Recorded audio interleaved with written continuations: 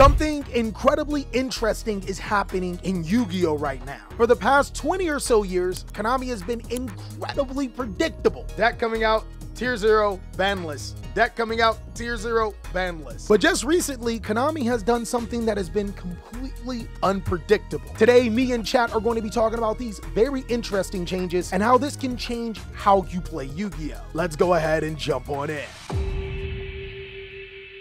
So there are some things that we really should be talking about right now because Konami has changed its card game from the inside out. There is no point in talking about how the game has changed without talking about how we get the cards. They have changed drastically. And the one thing that I do want to talk about is box openings. I don't know if you guys have noticed, but super rares have become increasingly important. Just recently in Legacy of Destruction, we got 10 Pi Dragon as a common and super rare strategy. Some people thought that the strategy would be ultra cheap, but on the contrary, the new 10 Pi Dragon Pedra is $20 for a super rare. Now, I think chat can attest to this, but most super rares are seen as throwaways. They are until you can't get them. Most supers are commons. As an Exo Sister player and Flute player, I need my supers. They are typically not the desired rarity. And historically, most people have given away their super rares. But I think that's going to change with Pedra being so expensive. And how is Bestial Druid Swarm over $10 for a super rare? That's easy to explain. Ironically, every so often, we get a highly sought after super rare that's going to be fairly expensive. Both Bestial Druid Swarm and Magnemite were the last highly sought after,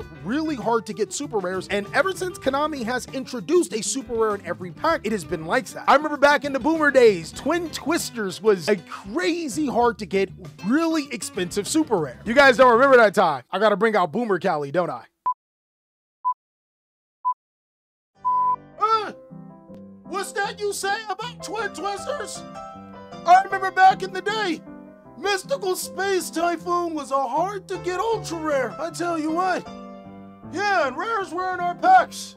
This was way back before you were born. Anyways, Gladiator Beast is a really interesting deck, and if you sit down here, Sonny, I'm gonna tell you about how powerful it is and how the Glads are back. I can actually break down the math into why super rares, when they become highly sought after, are incredibly expensive. It's ironically because they're super rare. In the most recent Yu-Gi-Oh sets, there are 26 different super rares per 100 card set. Now granted, you are guaranteed at least a super rare in every single pack, but if you open a booster box of 24, you only get 18 super rares. Here's where the math comes up. Oftentimes you are looking for one super rare in 26, and seeing a booster box can only hold 18 copies of them, the odds are you can open a few booster boxes and not see said super rare. That's what makes the price go up. And if you guys really want to get into it with the math, if you buy a booster case, you're only going to get 7 or 9 of every super rare. That means that if you spend anywhere between $700 and $860, you only get the maximum of 9 copies of it. Oh no, numbers, they scare me like spiders.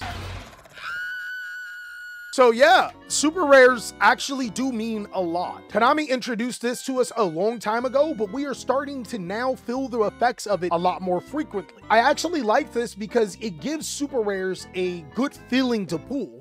But at the same time, if there ever becomes a highly sought after super rare like Pedra, it becomes incredibly expensive. What do you guys think about this? Magnemite still gives me PTSD. Bring back rares, make supers great again? My friend, they're already great. And I actually tried this theory not only with the booster case of Legacy of Destruction that I pulled and hit the numbers on the T, but to go back even further, I remember pulling Cyberstorm Access, looking for the Nimlaria super rare.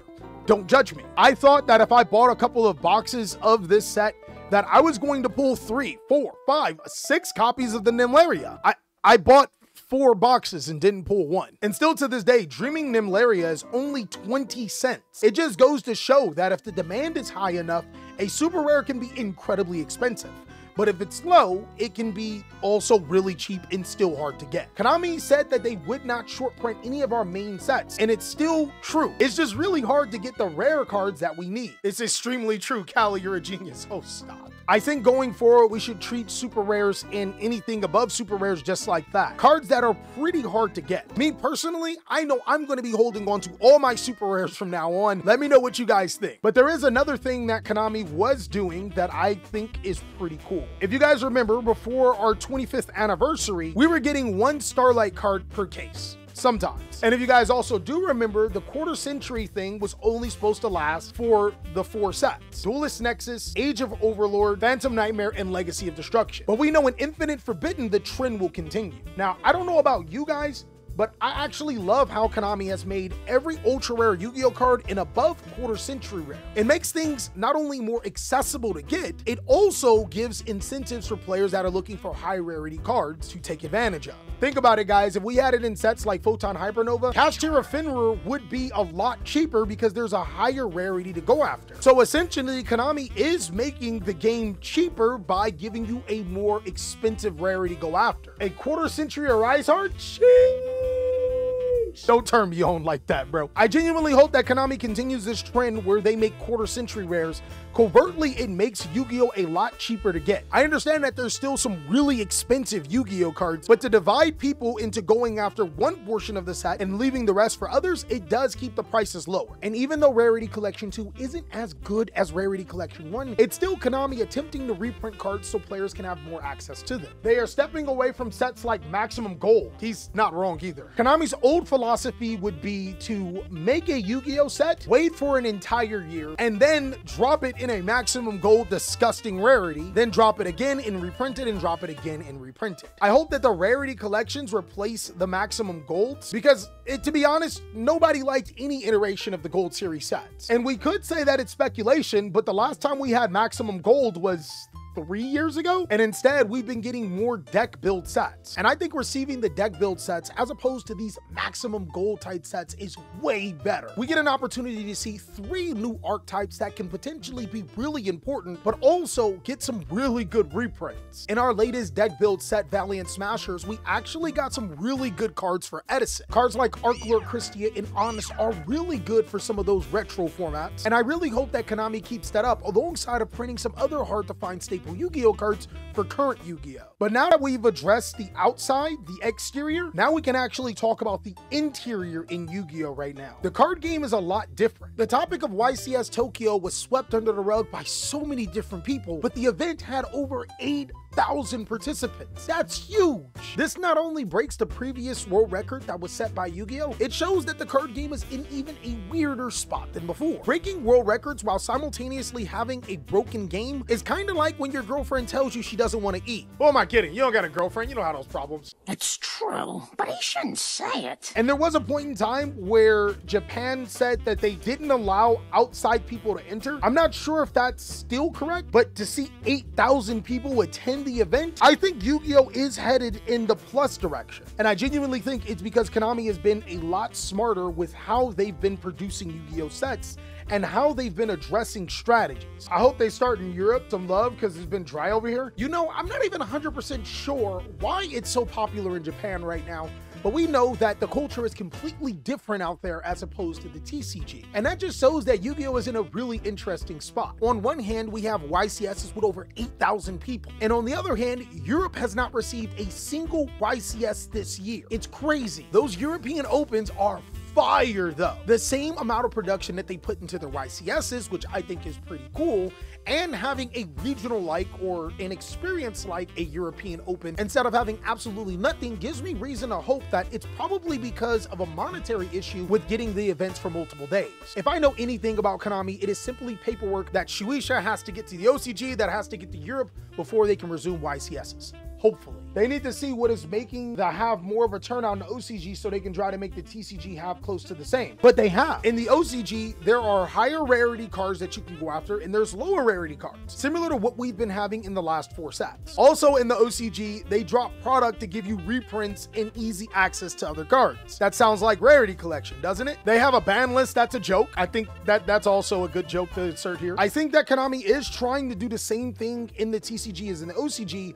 especially when you consider that a lot of anime strategies are good. The last set we had Raid Raptors. This set we have Melodious and Yubel. I remember back in the day, Konami would give support to a legacy strategy or an anime strategy and it wouldn't be good. But nowadays, the support for these strategies are insane. Who actually watched Rush or Go Rush? Nobody. Part of me believes this is because Konami no longer shoves animes down our throat like Yu-Gi-Oh! Rush, whatever that was, and they focus on making good product. And while Konami isn't perfect, in my opinion, they've been addressing some critical junctures to help their card game. Some of the retrained anime cards for some decks are either hit or miss. I think that's fair. What cards would you say was a complete miss? Because I think even some of their non-competitive cards were a step in the right direction. Ancient Gears is not a competitive deck, but the support makes it closer to competitive than just random cards. Anime decks are becoming good again. Blue Eyes taking Worlds in 2025? No. It seems that that's reserved for GX strategies and above. The shiny sarcophagus still needs a little bit work. And lastly, I think this could be for an entirely different video, but Konami's game philosophy is changing. Previously, when you played Yu-Gi-Oh, you would need multiple different cards to be able to function a combo. But with the introduction of decks like Snake Eyes, strategies are starting to need one card to be able to perform their full combo, and if it's stopped, you have 4 other cards in your hand. I personally think that there's some good things to this, and then there's also some really bad things to this. The good thing is that it mitigates the amount a singular interruption can do to you. Everybody knows how it feels when they're playing Yu-Gi-Oh and their opponent interrupts them one time, and that's the end of the turn. It almost feels like it turns to a gambling contest to see who can draw that one card to end the whole turn, and then if the other person doesn't do it, you lose. But now with decks having the utility to do everything with just one card, it gives a little bit more skill expression if it does get stopped. Do you go this route? Do you go this route? But on the bad side, any deck that doesn't have that one card capability is immediately power crept out of the game. It's hands down one of the most terrible things I've ever witnessed in the entire game. Unfortunately, this does widen the gap between your tier 1 decks and your decks that are essentially not tier 1, and forces everybody into one line of thinking, and also forces people to play more generic cards that they've probably ever played in their lives. If you look at some of the most successful and competitive Yu-Gi-Oh decks, they're playing upwards to 20 hand traps in their entire deck. My guy, that is literally half of their deck. I think there could be a reason to think that players in Japan may like this a little bit more, where players in the TCG may not have that exact same sentiment. After all, TCG players are extremely competitive, where I hear as in the OCG, it's a little bit more lax in lax situations. Basically, that's the best way to say that they're not triple-chinned, neck-breathing tryhards. I'm not 100% sure how I feel about this. I'm going to be doing a lot more research and more deep diving before I make a video about it, but let me know if that's something that you want to hear about. But overall, I think that these changes are pointing to the right direction, and I genuinely want to know what you think about this Yu-Gi-Oh format. Go ahead and let me know down below in the comment section, and also be sure to check out these other videos so I can catch you on the next one.